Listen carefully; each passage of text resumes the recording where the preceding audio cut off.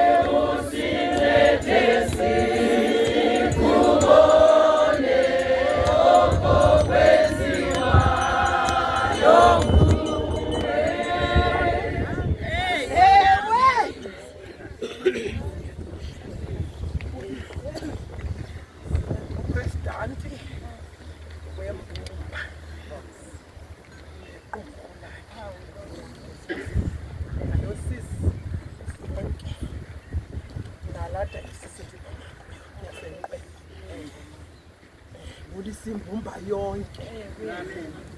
ulise odada bethu indwendwe ezikhoyo zonke siyazibuyisa ngegama lenkosi yami uYesu Kristu waseNazaretha uthwe njengenhlabi inhlabi xa ihlaba kowayo ilalisa phansi inombe ihlabe yagqiba imecaleni bangena abahlinzi bayihlinze bayityakale kuthiwe mandime njengenhlabi ndawugqiba ndikhwele ndingathethi into ininzi ngoba silawulwa ngamaxesha ilizwi lethu lanamhlanje lilapha kulo mxholo nguSamuweli wokuqala isahluko sokuqala sixoxa kakhulu mani ngalo mxholo ndizawuthi nje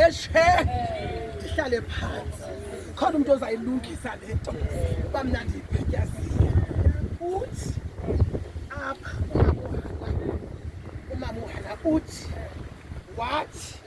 amagu Nkosi yami uhleli nje umphefumulo wakho Nkosi yami ngikulafazi wayemi yanisikelela le ndawo wayemi apha kuwe ethandaza uYehova njengoba xa igqithe kaloku kuthiwe mandigqithe kodwa xa igqitha yathi ndimthandazele lo mntwana ndimthandazele lo mntwana wasiva uYehova isicelo sam kuthiwa ngumama uHana apha akazuzi bantwana sebeyicocile mani le nto ezithilini nanzawugqitha nje kuthi umama uHana apha akabafumana abantwana yinkosikazi le kaElikana lena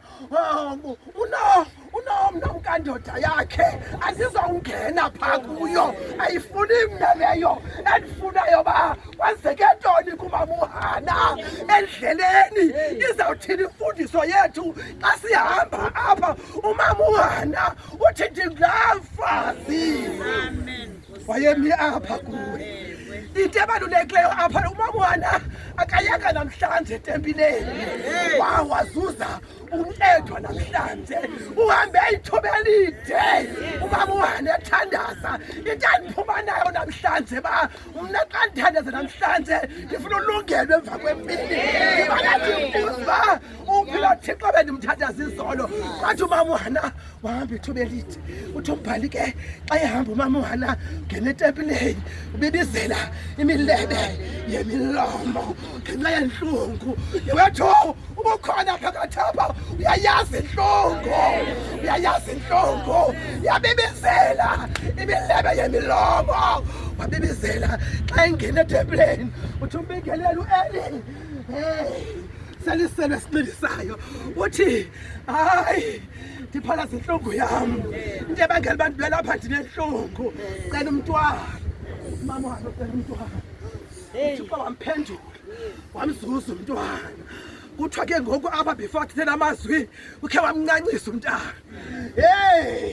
sinabantwana sibancancisile sibacelile nathi sacelwa bavuma ingoma abazali bethu bathi sicela sabo noDibora aqhube inqwelo walwena ebhumbeni bacela ndizakhwelela bacela wamncancisa lo mntana waka wathuka emveni bemncancisile banyuka babheke eShilo bakwenza imibulelo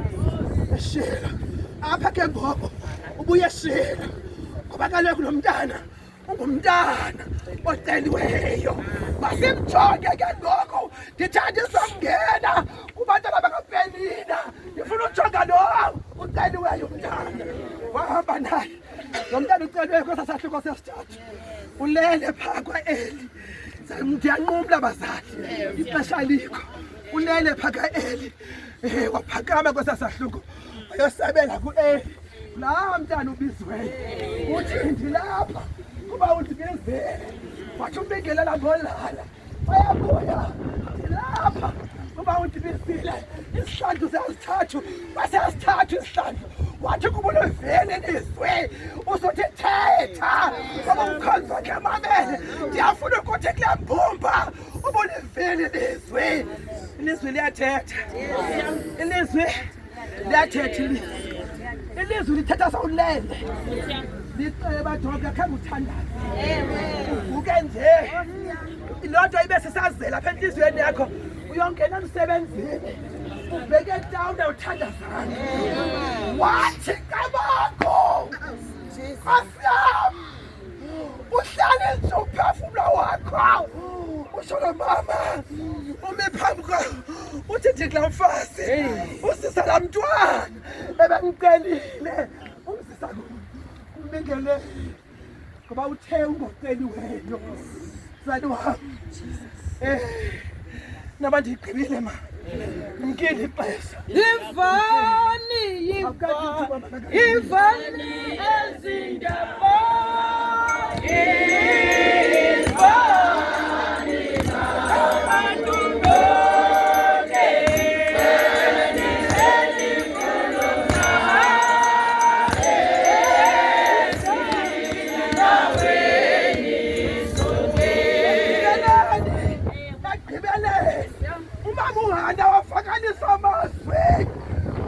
akukhaliwa injengothixo wethu yawathi sishiye ibhubhulo sisiye abantwana bethu kuthiwa ngamaphara namhlanje xa sithandaza sibuye kukutshintsha ezidolophini zethu akukhaliwa batshalo mama utsho ekhululekile ngoba ubethiwe jonga inomntathiweyo akufane nto engancedwayo akufane nto engancedwayo akunazi uncedwe uthixo kodwa ubetheka izolo